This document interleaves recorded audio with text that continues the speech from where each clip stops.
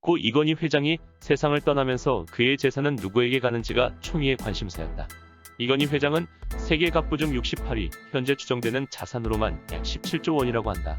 그렇다면 이 회장이 가진 돈은 누구에게 가는 것일까? 다 자식들에게 물려주면 되는 것일까? 이 회장은 현재 국내 상장사 주식 보호 1위로 수년간 1위 자리를 지켰다.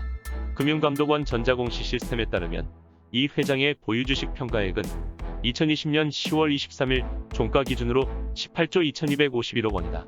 이에 대해 상속세 전문 세무사들은 주식 평가액의 60%, 나머지 재산의 50%를 상속세로 내게 될 것으로 추정했다. 그런데 왜 부모의 재산을 자녀들이 오로지 다 물려받지 못할까? 대한민국에서는 상속하기 위해서 상속세 법령을 따라야 한다. 상속세 법령에 따르면 증여액이 30억 원을 넘으면 최고 세율 50%가 적용되고 최대 주식 평가액의 20% 할증이 붙는다. 따라서 고 이건희 회장의 자식들이 증여세로 내야 할 돈은 10조 원이 넘는 돈이다. 무려 상속받는 자산의 절반 이상을 세금으로 내야 한다. 그렇다면 여기서 말하는 상속세는 무엇일까? 상속세란 상속인의 사망으로 인해 무상으로 이전하는 재산을 취득한 자, 즉 피상속인에게 매기는 세금을 뜻하는 용어이다. 상속세는 피상속인에게 귀속되는 재산으로 부동산, 예금, 현금 재산 등 상속 개시일 전에 받은 금전적 경제적 가치가 있는 모든 상속재산에 대해 과세를 하게 된다. 우리나라에서 현대적 의미의 상속세가 처음으로 과세된 것은 일제강점기 때 훈령 제19호로 조선 상속세령이 공포이다. 초기의 상속세 및 증여세의 과세 원칙은 열거주의에 의한 과세 방식이었지만 이후 많은 과정을 거쳐 포괄주의 과세 방식이 도입되었다. 이렇게 막대한 세금을 거두면서까지 내가 번 돈을 후손에게 물려주지 못하는 이유는 무엇일까? 먼저 우리에게 주어진 조건 중 대부분은 그저 우연스럽게 획득된 것이라고 할 수 있다. 게다가 우리가 만든 부란 나 자신의 노력이 투입돼 획득된 부가 아닌 본질적으로 다른 누군가의 용력, 운, 외부 효과들이 복합적으로 결합하여 만들어진 것이라고 할 수 있다. 즉 근본적으로 사회적인 성격의 부다. 그러기에 상속세란 사회적 형태로 획득된 부를 자신의 의지에 따라 대물림하고자 할 때 그만큼의 사회적 혹은 국가적 투입분을 다시 국가제도로 회수해 민주국가에서는 개인과 국가가 체결한 사회계약의 방식으로 재분배하기 위한 제도라는 얘기이다. 자산 보유 정도가 적은 서민에게는 아예 해당 사항이 없다고 볼 수 있지만 부자에게는 그야말로 사망세 수준이라고 불리고 있다. 그렇게 결국은 세금을 회피하기 위해 다양한 방식으로 탈세가 이루어지고 있다. 이러한 상속세에 관해서 다양한 여론이 있었지만 최근 이건희 회장의 죽음으로 인해 많은 사람에게 관심을 받고 있다. 이에 관해 상속세 제도에 대한 찬성과 반대 입장으로 나뉘고 있다. 먼저 상속세 법안에 관한 찬성 의견을 살펴보면 상속세가 필요한 이유는 시작의 평등을 위해서이다. 자본주의 사회에서 완전한 평등을 추구한다는 것은 애초에 불가능한 일이다. 앞서 상속세의 시행 목적에서 언급했듯이 실제 우리나라의 주식 부자 순위를 살펴보면 부자들의 부는 대부분 상속으로 이루어진 것을 알 수 있다. 이러한 부의 세습 때문에 일반 서민들에게는 상대적 박탈감과 경제적 양극화 현상으로 인한 불만을 불러일으킬 수 있다. 서민들의 불만이 심화될 경우 사회에 대한 불신으로 이어져 악영향을 미칠 수 있기에 태어나서 시작하는 스타트 라인, 즉 최소 시작점만큼은 비슷한 수준으로 맞춰야 할 필요가 있다. 물론 상속세 하나만으로 시작점을 똑같이 세우는 것은 불가능하겠지만 상속세율이 강화될수록 최대한 그 격차를 줄여놓을 수 있다고 찬성 측은 주장한다. 따라서 상속세는 자본주의의 한계를 극복하는 데 긍정적인 부분이 크다는 의견이 있다. 이러한 상속세가 없어진다면 빈부격차를 완화하는 하나의 장치가 없어져 복지가 상대적으로 더 약해질 우려가 있다. 다음은 상속세에 대한 반대 의견이다. 일각에서 상속세는 이중과세라는 논란이 있다. 보통은 근로소득세 혹은 사업소득세를 내며 모은 돈에 숨을 거둔 후 재산이 상속되었을 때 다시 한번 그 돈의 세금을 부과한다는 것은 이중과세, 즉 특정 재산의 명의만 바뀔 뿐임에도 마치 새로 소득이 발생한 것처럼 취급한다는 것이 올바르지 않다는 말이다.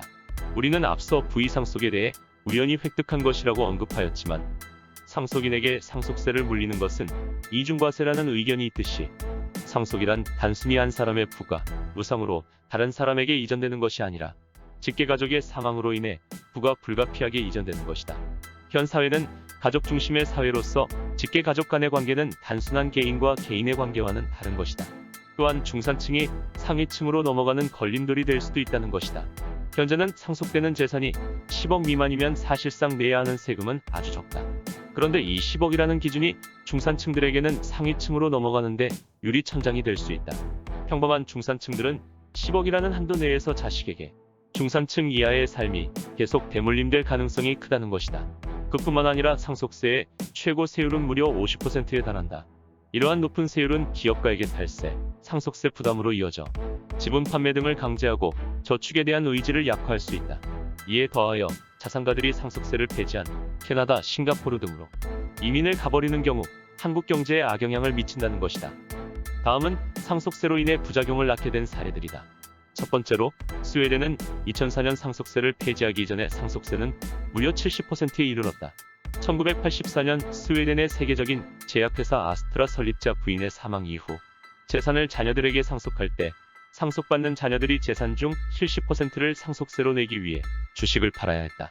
그러한 과정에서 아스트라 주식은 폭락했고 아스트라 상속인들은 결국 상속세를 못 내는 지경까지 왔다. 아스트라는 이때부터 재정이 약화하여 1999년 영국 제약회사 제니카 그룹과 합병하게 되었다. 그러면서 스웨덴의 상속세는 많은 부작용을 낳았다. 먼저 기업들은 상속세 때문에 스웨덴을 떠나버렸다. 세계적인 가구 회사인 이케아가 대표적이다. 이케아는 과도한 상속세에 본사를 해외로 옮기려고 했지만 스웨덴 의회가 상속세를 폐지하자 본사 이전 계획을 폐지하였다. 또 다른 사례로 세계 1위 손톱깎이 제조업체 3세븐을 예로 들 수 있다. 지난 2008년 창업주 김영규 회장이 갑자기 사망하게 되면서 주식 240만여 주 370억 원치가 일거에 상속되어 버린다. 상속세는 일부 금액을 제외하면 50%를 내야 하므로 증여받은 유족과 임직원들은 150억 원을 급하게 마련해야 하는 상황이었다. 그러나 150억 원이라는 큰 돈을 당장 마련해야 하는 것은 어려웠고 결국 아주 낮은 가치로 회사를 매각하게 되었다. 또한 세계 1위인 콘돔 업체 유니더스, 국내 1위 밀폐 용기업체 라겔락도 이와 비슷하게 각각 상속세 마련의 어려움을 겪다 2017년 사모펀드에 경영권을 넘겼다. 그렇다면 우리나라의 상속세율은 외국과 비교했을 때 과연 얼마나 차이가 날까? 먼저 OECD 주요국의 상속세 최고세율을 살펴보면 일본이 55%로 세율이 가장 높고 대한민국이 50%, 외국 프랑스가 45%, 미국 영국이 40%로 우리나라 세율은 OECD 국가 중 세율이 높은 편에 속한다. 2019년 한국경제연구원이 발표한 자료에 따르면 OECD 회원국 총 37개국 중 상속세를 부과하는 국가는 23개국이며 상속세가 없는 국가는 15개국이다. 비교적 상속세율이 낮은 국가 중 독일의 경우 친인척에 따른 차등 과세 체계로 가까운 친척에 대해서는 낮은 세율로 과세한다. 배우자와 자녀 등 가장 가까운 직계 가족의 경우 7에서 30%, 형제나 자매 같은 경우에는 12에서 40%의 세율로 차등 과세한다. 또한 미국은 2018년 상속세 공제 한도를 2025년까지 한시적으로 1인당 500만 달러에서 1000만 달러로 2배 올렸다. 그리고 중소기업의 비중이 높은 일본은 중소기업의 가업 승계를 장려하기 위해 2018년 가업 승계 특례에 고용 유지 요건을 없앴다. 현재는 세계적으로 상속세를 폐지하는 추세이다. 하지만 이는 상속세 폐지 찬성에 대한 시민들의 공감대가 형성되었기에 가능한 일이었다. 한국에서는 오히려 상속세율을 더 높여야 한다는 설문조사 결과가 나오는 등 전혀 그러한 공감대가 형성되지 않았다. 전문가들 사이에서도 의견이 나뉘고 있다. 세율이 너무 높은 것이 문제라는 반대 의견이 있는 반면 현행 제도에 문제는 딱히 없다. 세율도 높지 않다는 찬성 의견도 있다. 상속세를 누군가는 과한 세금 납부라고 생각할 수 있겠지만 결코 부정적인 효과만을 가져오지 않는다는 의견과 외국과 비교하여 개선 방향을 찾자는 의견이 존재했다. 이렇듯 우리는 상속세에 대해 더 많은 관심을 가지고 변화에 귀 기울여야 한다.